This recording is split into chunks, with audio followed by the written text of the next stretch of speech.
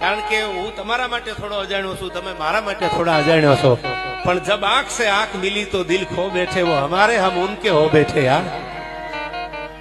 એટલે માના દરબારમાં આનંદ કરવો છે,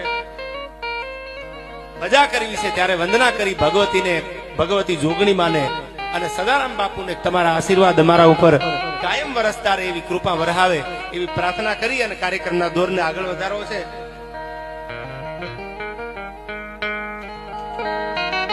હવે સાંભળજો, એક એક ડાયરામાં યાદ કરું છું, ગૌરવવંતુ આપણું ગુજરાત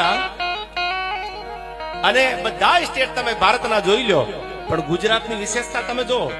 હું ઘણીવાર ડાયરામાં બોલ્યો છું કે ઉત્તરમાં અંબાજી, આસન, ઢીમાગઢ, ધરણીધર, પાલનપુરમાં પાતાળેશ્વર પૂજાતા ફરમેહર, અરે રણના કાંઠે કરે રખોપા નડેશ્વરીથી નાતો, સૌથી ન્યારો સૌથી પ્યારો મને મારો બનાસકાંઠો યાર।